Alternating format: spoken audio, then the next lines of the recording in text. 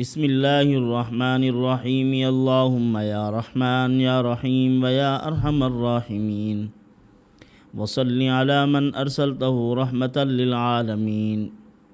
نہایت ہی واجب الاحترام بزرگان محترم، برادران عزیز، اللہ عز وجل ہر طلبگار آدمی کو اس کے مناسب حال ایک دعا مرحمت فرماتے ہیں، اور اسی طلبگار آدمی کے حق میں وہی اسم اعظم بن جاتا ہے، اور جب وہ ان مبارک الفاظ سے اللہ سے دعا مانگتا ہے تو اللہ پاک ضرور اس کو قبول فرما لیتے ہیں۔ یہ بات ہمارے اکابر سے بھی ثابت ہے، اللہ والوں سے بھی ثابت ہے کہ اللہ نے ہر ایک آدمی کے مناسب حال کوئی نہ کوئی دعا اس کو عطا کی ہے، اور قرآن مجید کے ذریعے سے ثابت ہے۔ قرآن مجید میں آپ پڑھیں، انبیاء علیہم الصلوۃ کو اللہ نے ان کے مناسب حال دعائیں عطا کی ہیں۔ جب انہوں نے ان مبارک دعاؤں سے اللہ سے مانگا ہے، اللہ تعالیٰ نے ان کی برکت سے، ان دعاؤں کی برکت سے ان کے تمام معاملات آسان کر دیے۔ حضرت مفتی تقی عثمانی صاحب دامت برکاتہم العالیہ نے بھی ایک کتاب لکھی ہے جس کا نام قرآن مقدس کی دعاؤں کی تشریح ہے۔ انہوں نے اس کے اندر تشریح بیان کی ہے، یعنی قرآنی دعاؤں کی وضاحت بیان فرمائی۔ تو اللہ عز و جل نے اپنے نیک بندوں کو رسول اللہ صلی اللہ علیہ وسلم کی ذات اقدس، صحابہ کرام، تابعین، تبع تابعین، ان کے مناسب حال ان کو دعائیں عطا کی ہیں۔ ایک بزرگ تھے، چارپائی پر پڑے ہوئے ہیں اور عرصہ دراز تک بیمار رہے۔ ایک دن اللہ نے ان کے دل کے اندر چند الفاظ القاء فرمائے کہ اب اس مصیبت سے چھٹکارے کے لیے تم میرے ان مبارک ناموں کے ذریعے سے مجھ سے مانگو، تو پھر دیکھو کہ میں تمہارے لیے کیسے راستے بناتا ہوں، تمہیں کیسے اس بستر مرگ سے اٹھاتا ہوں، تجھے کیسے شفا ملتی ہے۔ تو انہوں نے وہ پڑھنا شروع کیے، آہستہ آہستہ آہستہ آہستہ چارپائی سے اٹھے، دیوار کے سہارے چلتے چلتے بالکل صحیح سالم بغیر سہارے کے چلنا شروع ہو گئے۔ یہ کیا تھا؟ مناسب حال اللہ نے دعا عطا فرمائی، جس کو ہم بھی کہتے ہیں کہ اپنے اسماء مبارکہ میں سے اپنے نام کا وفق ڈھونڈو اور اسی کے مطابق اللہ کا ذکر کرو اور خیرات لو اللہ تعالیٰ کے نام کی، بھکاری بن کے بیٹھو اور اس عظیم ذات سے طلب کرو، اللہ عطا فرمائیں گے۔ جو آدمی بھی جستجو کرتا ہے طلب صادق کے ساتھ، اس کو تو ضرور اس کا نتیجہ ملتا ہے۔ اب اسم اعظم کیا ہے؟ ہماری جو مطلوب دعائیں ہیں وہ کیا ہیں؟ حضرت شیخ ابو الحسن شاذلی رحمۃ اللہ علیہ، ایک واقعہ ہے ان کا اسم اعظم کے متعلق۔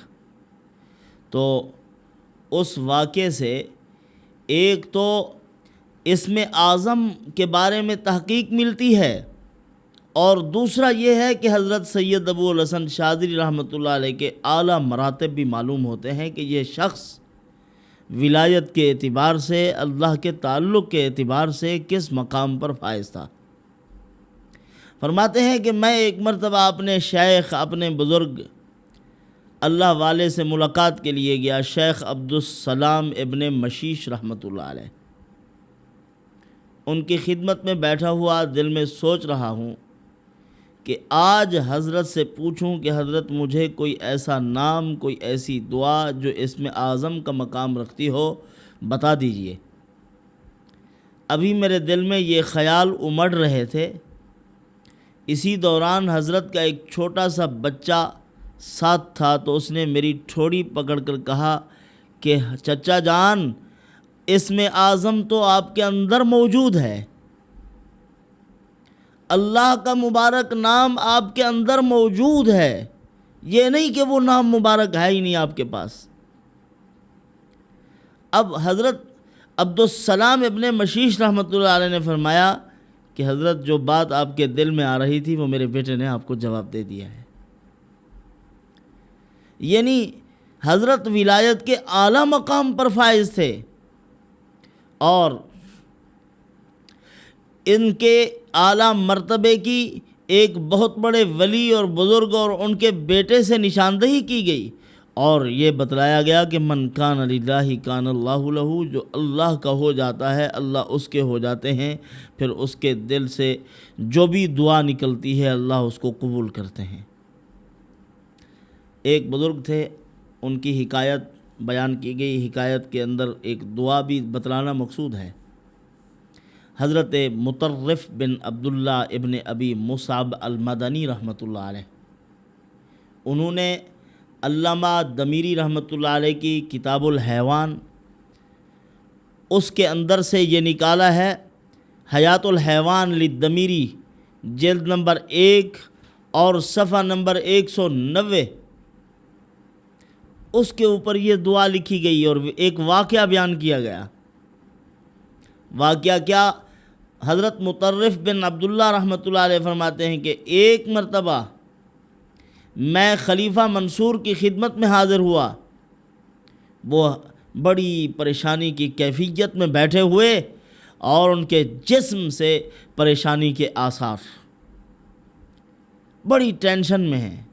میں جب قریب پہنچا تو ان کے ساتھ گفتگو شروع ہوئی، کہنے لگے کہ اے عبداللہ ابن مطرف، اے مطرف بن عبداللہ، میں بہت پریشانی میں ہوں، اتنی مجھے ڈپریشن ہے کہ مجھے یہی نظر آتا ہے کہ اللہ کے علاوہ مجھے اس مشکل سے کوئی نہیں نکال سکتا۔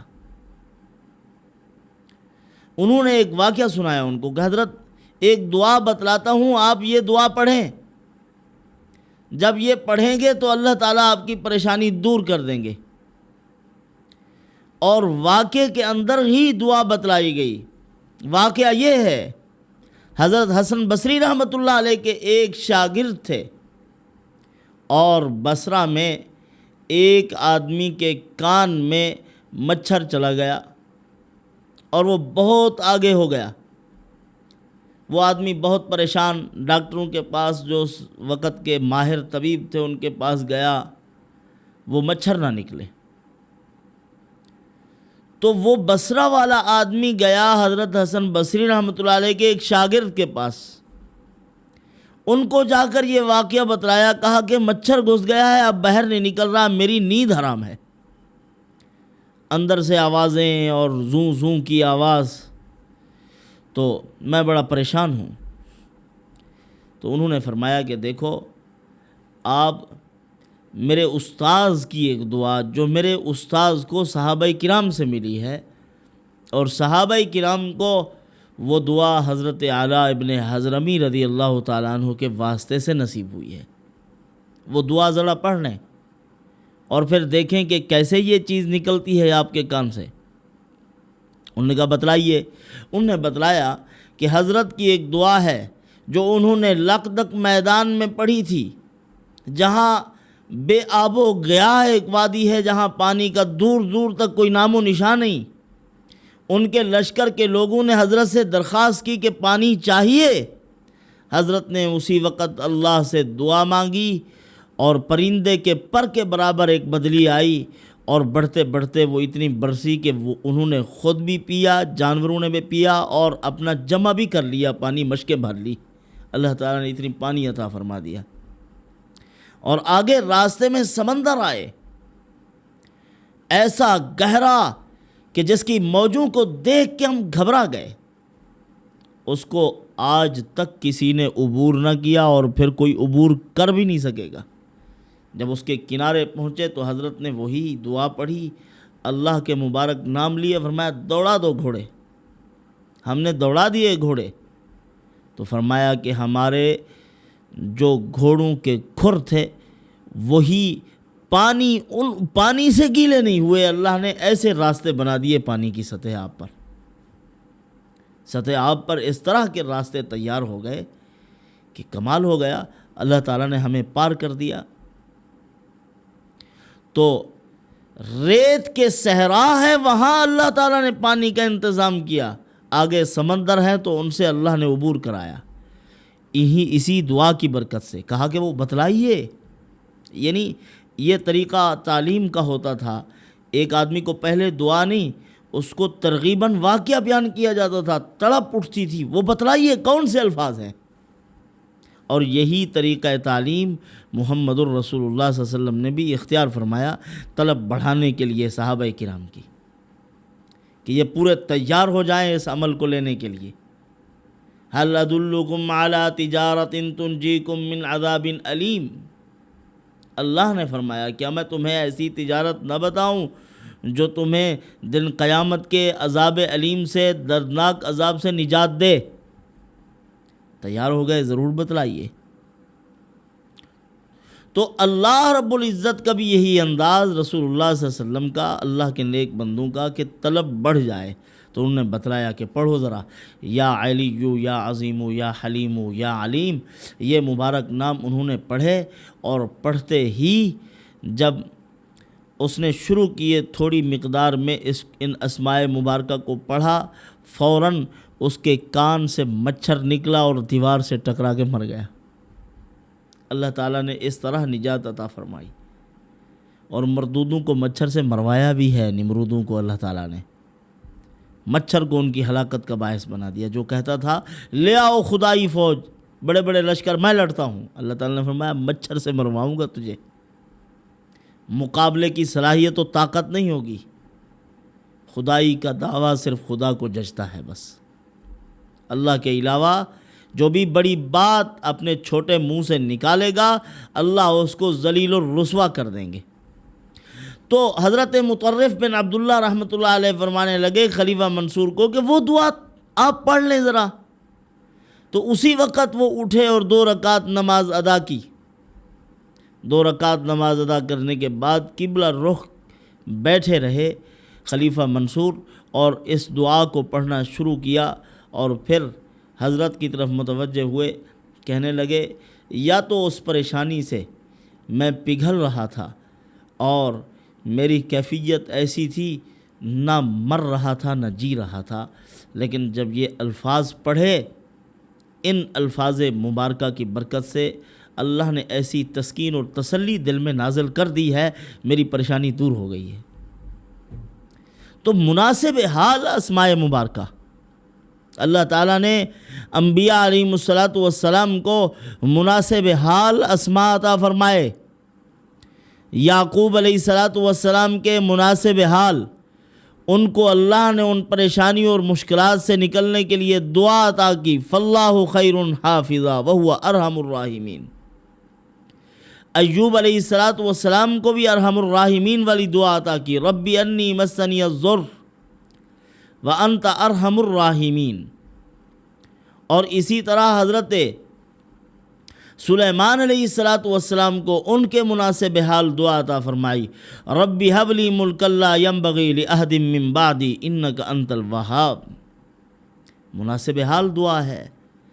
تو اسی طرح زکریا علیہ الصلاۃ والسلام کو ربی لا تذرنی فردا وانت خیر الوارثین وانت خیر الوارثین وانت خیر الوارثین، یہ دعا اللہ نے مرحمت فرمائی، مناسب حال عطا فرمائی۔ اب جب ان کے احوال کے مناسب دعائیں ان کو عطا کی گئی تو پھر اللہ تعالیٰ نے نتائج کیا نکالے؟ جب اللہ کے نبی حضرت یعقوب علیہ الصلاۃ والسلام نے فاللہ خیر حافظا وہو ارحم الراحمین کو پڑھا، اللہ تعالیٰ نے یوسف بھی عطا فرما دیا، بنیامین بھی، اور پھر اپنے بیٹے کی شان و شوکت بھی دکھا دی کہ وہ دیکھو تیرا بیٹا کہاں پہنچ گیا، کہاں پہنچنا تھا اس نے، کہاں کنویں کی گہرائی، کہاں تخت شاہی۔ اللہ محسنین کے اجر کو ضائع نہیں کرتے۔ اسی طرح حضرت ایوب علیہ الصلاۃ والسلام کس حال میں تھے؟ انتہائی پریشانی کے عالم میں، بیماری گھیر گئی، قوت مدافعت ختم ہو گئی، تو اللہ تعالیٰ نے مناسب حال اپنا نام عطا فرمایا، تو ربی انی مسنی الضر وانت ارحم الراحمین جب پڑھا تو اللہ تعالیٰ نے حضرت ایوب علیہ الصلاۃ والسلام کو صحت بھی لوٹا دی، اولاد بھی لوٹا دی، جو مال چھن چکا تھا وہ مال بھی عطا فرمایا، حتیٰ کہ یہ چھوٹی چھوٹی جو مینڈکیں ہوتی ہیں، اللہ تعالیٰ نے ان کی بارش برسائی حضرت ایوب علیہ السلام پر۔ وہ اٹھا رہے ہیں، سونے کی تھی وہ مینڈکیں، سونے کی، اللہ تعالیٰ نے برسائی۔ حضرت ایوب علیہ السلام ان کو چن رہے ہیں۔ اللہ تعالیٰ نے فرمایا اے ایوب، کیا میں نے آپ کو تھوڑا دیا ہے کہ آپ ان کو چن رہے ہو؟ فرمایا اللہ تو دے رہا ہے، میں لے رہا ہوں۔ تو نہ دیتا تو میں راضی تھا، تو دے رہا ہے تو میں تیرے فضل کو چھوڑنے کو تیار نہیں ہوں، میں لے رہا ہوں۔ اسی لیے کسی مالدار آدمی کو 90 تلے جملے بولنے چاہیے، اس طرح کی باتیں نہیں کرنی چاہیے۔ ہمیں کیا ضرورت ہے، ہمیں کیا ضرورت ہے، ہمارے اندر اتنی، ہمارے پاس پیسہ ہے، عہدے ہیں، مناصب ہیں، ہمیں کیا ضرورت تھی؟ اللہ تعالیٰ نے ضرورت مند بنایا ہے انسان کو، کتے سے بھی زیادہ محتاج ہے انسان اللہ تعالیٰ کا۔ کتا کھانے کے لیے وہ برتنوں کا محتاج نہیں ہے، لیکن تیرے میرے لیے برتنوں کی ضرورت ہے، اس کو تو ایسے پھینک دی جاتی ہے۔ ہماری احتیاج اس سے بڑھ کر ہے، تو ہم جب محتاج زیادہ ہیں تو اس منعم حقیقی کا شکر بھی لازم ہے کہ اس کا شکر ادا کیا جائے۔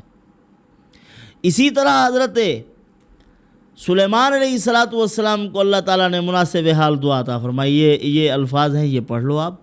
وہ پڑھتے رہے اور مانگتے رہے، اللہ تعالیٰ نے ان کو سلطنت عطا فرمائی، تخت شاہی عطا فرمایا، انسانوں کو، جنات کو ان کا محکوم بنایا، اور ساری مخلوقات کو اللہ تعالیٰ نے ان کے تابع کیا۔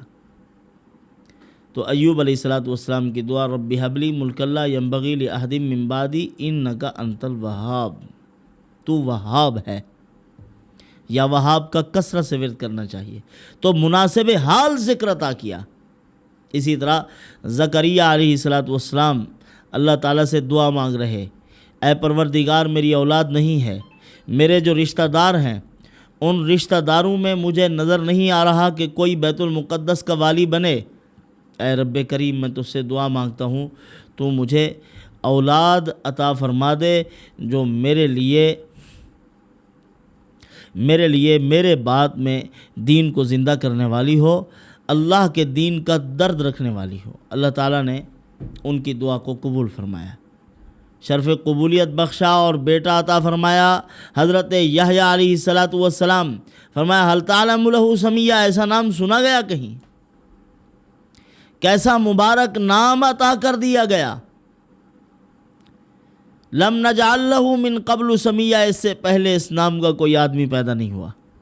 یحییٰ علیہ السلام عطا کر کے بیت المقدس کی بھی حفاظت کرا دی، اور ان کے نام کو بھی اللہ نے زندہ رکھا، اور اللہ عز و جل نے ان کی دعا کو شرف قبولیت عطا کر کے قیامت تک آنے والے لوگوں کو بتلایا ہے کہ مانگو مجھ سے ان الفاظ سے، اپنی کمزوریوں کا اعتراف کرو، جیسے حضرت زکریہ علیہ السلام نے کیا، اپنی کمزوریوں کا اعتراف کیا بارگاہ خداوندی میں۔ کاف ہا یا عین صاد ذکر رحمت ربک عبدہ زکریا اذ نادى ربہ نداء خفیا۔ یہ الفاظ تھے حضرت کے، ان الفاظ سے دعا مانگی، اور انت خیر الوارثین، ان الفاظ سے اللہ سے دعا مانگی، اللہ تعالیٰ نے بے اولاد نہیں چھوڑا، اولاد عطا فرما دی۔ تو اللہ عز و جل سے مناسب حال دعائیں مانگنی چاہیے۔ آپ کا جو حال ہے، احوال ہے، اسی کے مطابق، اسی کو فرمایا کہ جب آدمی محنت کرتا ہے، اپنے آپ کو اللہ کی عبادت میں فراخ کر دیتا ہے، تو اللہ عز و جل پھر اسی کے اندر اسم اعظم کو قبول کرنے کی صلاحیت پیدا کرتے ہیں۔ جو نام بھی وہ لیتا ہے اور بڑے یقین اور اطمینان و اعتماد کے ساتھ لیتا ہے، اللہ تعالیٰ اس کے حق میں اس کو اسم اعظم بنا دیتے ہیں۔ من کان للہ کان اللہ لہ، حضرت شیخ عبدالسلام ابن مشیش رحمۃ اللہ علیہ نے اسی کی طرف اشارہ کیا ہے کہ اے شیخ ابو الحسن شاذلی، جب تو اللہ کا ہو گیا ہے تو پھر اللہ تیرے ہو گئے ہیں، اب تو جو کچھ بھی مانگے گا تجھے ملے گا۔ اب ان کی مرضی تو خدا کی مرضی میں چلی گئی، اپنی مرضی رہی ہی نہیں ہے اسی لیے ایک اللہ والے سے کسی نے پوچھا تھا کیا حال ہیں جناب، انہوں نے فرمایا کیا حال پوچھتے ہو اس شخص کا دو جہان اس کی مرضی سے چل رہے ہیں۔ اس نے کہا تیری مرضی سے چل رہے ہیں؟ فرمایا ہاں۔ اس نے کہا وہ کیسے؟ فرمایا کہ دیکھو، جب میں نے اپنی مرضی کو اللہ کی مرضی پہ قربان کر دیا ہے، اب میری وہ مرضی ہے جو میرے اللہ کی مرضی ہے، میری چاہت وہی ہے جو میرے اللہ کی چاہت ہے، رضا بر قضا۔ اب دونوں جہان اللہ کی مرضی سے چل رہے ہیں، وہ میری مرضی سے چل رہے ہیں، میری مرضی تو اسی کی مرضی کے مطابق۔ تو اسی لیے اللہ کے ہو جاؤ، اللہ آپ کے ہو جائیں گے۔ اللہ پاک انہی معروضات پر عمل کی توفیق عطا فرمائے۔ وما علینا الا البلاغ۔